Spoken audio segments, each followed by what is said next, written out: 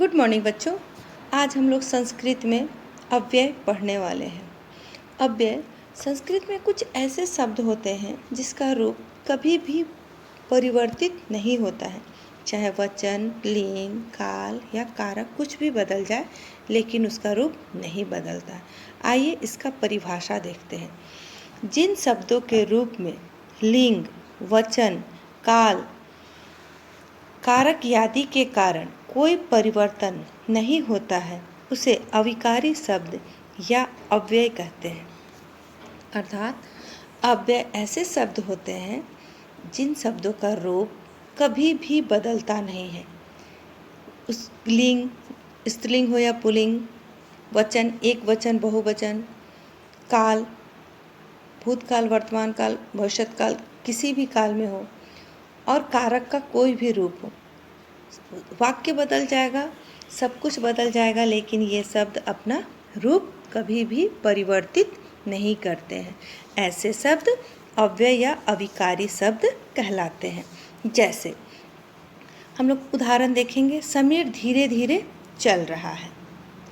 माया धीरे धीरे बात कर रही है। बच्चा धीरे धीरे दौड़ रहा है।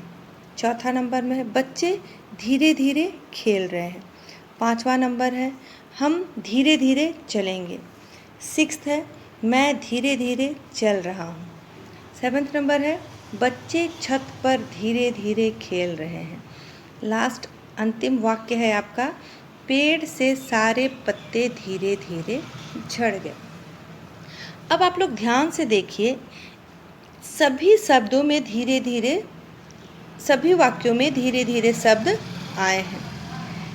हर पहला नंबर समीर धीरे धीरे चल रहा है, पुल्लिंग शब्द हो गया। माया धीरे धीरे बात कर रही, स्त्रीलिंग हो गया।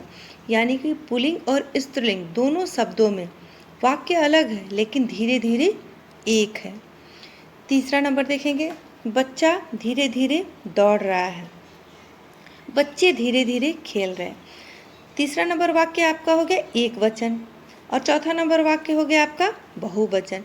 एक वचन और बहुवचन दोनों वाक्य अलग अलग हैं, लेकिन इसमें धीरे धीरे शब्द देखिए एक ही है। अर्थात वचन परिवर्तन हो गया है, लेकिन ये शब्द का रूप जैसा था वैसा ही है। नंबर 5 में हम लोग देखेंगे हम धीरे धीरे चलेंगे। 6 नंबर में मैं धीरे धीरे चल रहा हूँ। इसमें काल परिवर्तित हो गया है, दोनों काल अलग अलग है, लेकिन धीरे धीरे शब्द एक है। अर्थात काल के परिवर्तित होने पर भी किसी तरह का इन शब्दों में परिवर्तन नहीं आता है। अब 7 नंबर देखेंगे बच्चे छत पर धीरे धीरे खेल रहे हैं। बच्चे कहाँ खेल रहे हैं? छत पर खेल रहे हैं।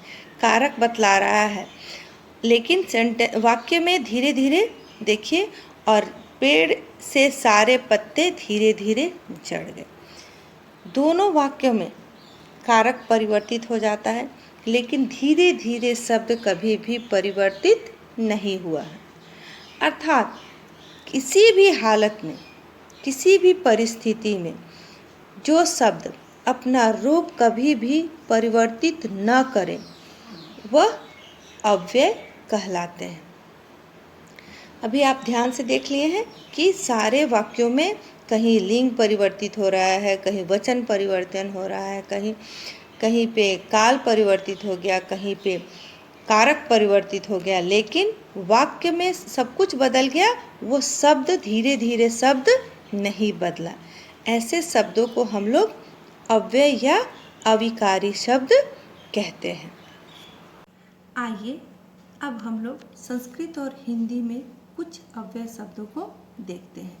जैसे नक्तम रात को, ऊपरी ऊपर, बही बाहर, दिवा दिन में, नीचे नीचे, इतः यहाँ से, और ऐसे बहुत सारे शब्द हैं जैसे च, और, अपि, भी, तदा तब, अधुना अब, यत्र जहाँ, अन्यत्र दूसरी जगह, यू के समान, यदा जैसे एवं, ऐसे, कथम, किस प्रकार, कुतः, कहाँ से, न, नहीं, ही, कदा, कब, तत्र, वहाँ, अत्र, यहाँ।